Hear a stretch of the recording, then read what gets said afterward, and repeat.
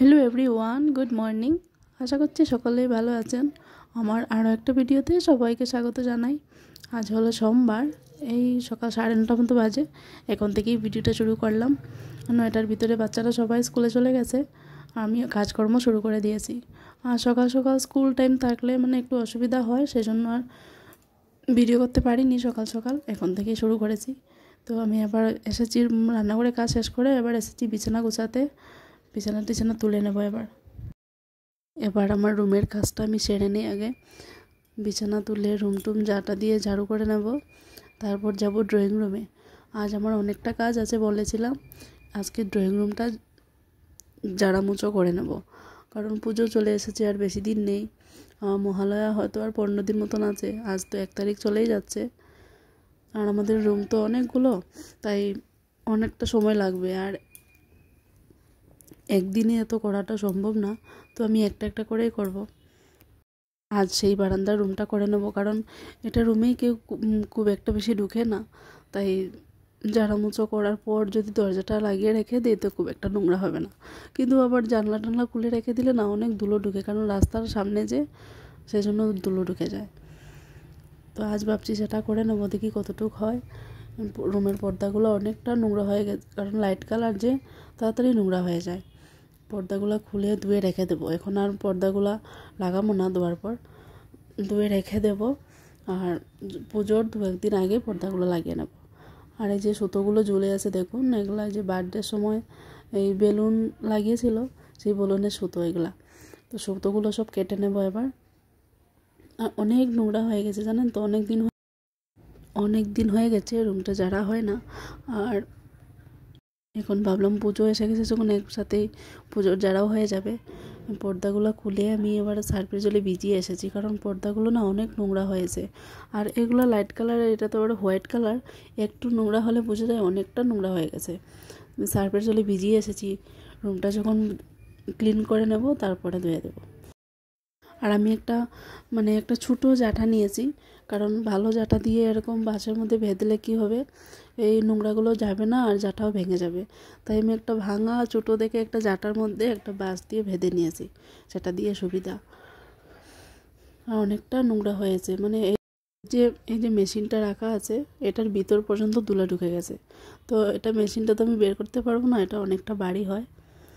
এটা হলো washing machine, এটা আমাদের এখন অবধি ইউজ করা হয়নি, এটা লাগানো হয়নি এখন অবধি। তো আরও কয়েকদিন পর সেটা লাগানো হবে। আর এই যে স্ট্যান্ডটা দেখছেন, এটা আমার হাজব্যান্ড এনেছিল। এটা হলো কাপড়ের স্ট্যান্ড। তো বৃষ্টির দিনে আমি সেটা লাগাতাম আগে, সেটা স্ট্যান্ডটা ফিটিং করে এটার মধ্যে কাপড় মেলতাম। তো এখন আর সেটা দরকার পড়ে না, আর আমাদের রাখারও খুব একটা জায়গা নেই বলে আমি এটাকে খুলে এই ড্রয়িং রুমের সাইড দিয়ে রেখে দিয়েছিলাম।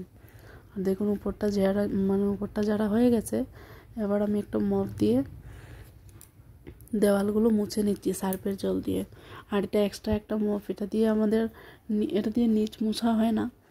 আর এই মপটা আমি রেখেছি এই দেওয়াল মোছার জন্যই রেখেছি।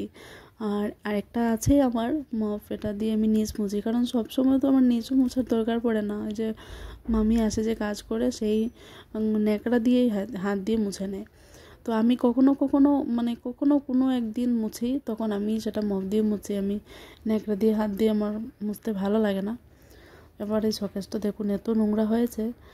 এই যে শোকেসটা, এটা তো লক করা আছে, কিন্তু তাও ভিতরে ধুলো ঢুকে গেছে। এত ধুলো, আর ধুলো হয়েছে বেশি ধুলো হয়। আমার রুমেও না বেশি ধুলো হয়, কারণ আমার রুমটাও রাস্তার পাশে, এই ভেন্টিলেটর দিয়ে খিড়কি দিয়ে ধুলো ঢুকে। আর এটা বারান্দার রুম, এটাও রাস্তারই পাশে, এটার মধ্যেও ধুলো ঢুকে যায়। তো কিছু করার নেই, ধুলো ঢুকলে তো পরিষ্কার করতেই হবে, তাই না? আমার ঝাড়া মুছো হয়ে গেছে, এবার আমি জানলাগুলো মুছে নেব। আর এই যে জানলার এই যে গ্লাসগুলো, এগুলো আমি সার্ফের জলে ভালো করে মুছে নিয়েছি, কিন্তু বেশি দিন লাস্টিং করবে না, কারণ এই যে রাস্তার সামনে তাড়াতাড়ি নোংরা হয়ে যাবে। প্রায় হয়ে এসেছে, আর একা একা করছি বলে সময়ও অনেকটা লাগছে আমার। এবার কমপ্লিট করে নিয়েছি, এবার নিচটা মুছে নিয়ে আমার কমপ্লিট। আজকের মতো শেষ হয়ে যাবে এটি। এই পুজো এলে অনেক কাজকর্ম বেরোয়, তারপর আর ভিডিও করা হয়নি। বিকেলবেলা ছেলে গিয়েছে রাস্তায় সাইকেল চালাতে, ওকে ডাকতে গিয়েছি পড়তে বসবে বলে, তো ওকে আমি দেখছি না, এই যে কোথায় গিয়েছে সেটা ভাবছি। আর দেখুন আমাদের এখানে রাস্তার কাজও শুরু হয়ে যাবে পুজোর আগে। এই যে রাস্তার কাজের সরঞ্জাম এইসব। রাত্রিবেলা এলাম রান্না করতে। আজ রান্না করব ডিম, এই লোকাল ডিম বানাবো আজ। তো আলু আমাদের ঘরে কেউই খুব একটা পছন্দ করে না, সেই জন্য আমি অল্প করে আলু দিয়েছি। প্রথমে আলুগুলোকে ভেজে নিয়েছি, আর এটা একটু শাশুড়ি মার জন্য তরকারি বানাবো পনির দিয়ে। আর এদিকে ভাত হয়ে গেছে, আর এটা ভাজা করব। কারকুল আর পটল এগুলো আমি ভাজা করে নেব। দুপুরবেলার ডাল আছে, হয়ে যাবে। আমাদের একটা তরকারি হয় না। আর এই যে আমি সকালবেলা যে রান্না করব, এই সবজিগুলো কেটে রেখেছিলাম, আমার হাজব্যান্ড কেটে দিয়েছিল। আমি অল্প কেটেছি, তারপর আমার আঙুলটা কেটে গেছে।